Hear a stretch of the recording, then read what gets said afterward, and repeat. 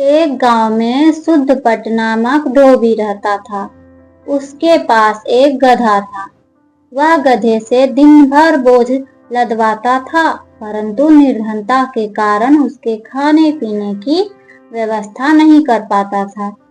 गधा इधर उधर घास चरकर अपना पेट भरा करता था।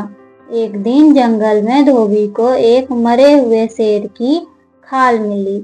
उसे देख धोबी ने सोचा कि यदि मैं यह खाल अपने गधे को उठा दूं तो लोग इसे शेर समझकर डरेंगे और इसे नहीं भगाएंगे। इस प्रकार यह बिना किसी बाधा के आराम से किसी के भी खेत में घास चर सकेगा। उसने शेर की खाल उड़ा दी।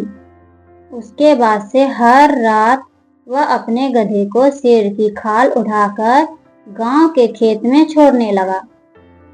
शेर की खाल में गधे को लोग शेर समझते और डर के मारे उससे दूर भागते थे।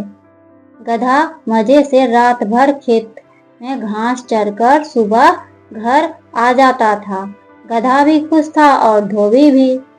दोनों के दिन बड़े मजे से बीत रहे थे। एक रात गधा हमेशा की तरह शेर की खाल ओढ़कर एक खेत में घास चरने घुसा। वह मजे से घास चर रहा था कि कहीं से उसे अन्य गधे के रेंकने की आवाज सुनाई पड़ी।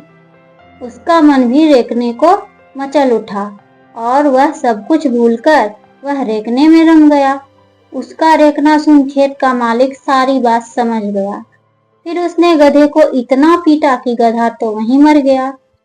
इस प्रकार धूर्त आचरण के कारण गधे को अपने प्राणों से हाथ धोना पड़ा और धोबी को अपने गधे से हाथ धोना पड़ा। अपना वास्तविक रूप में रहना चाहिए, ना कि भेष बदलकर, क्योंकि कभी न कभी सच्चाई सामने आ ही जाती है। भेष बदलना कायरों का काम होता है। अपना वास्तविक रूप में रहिए।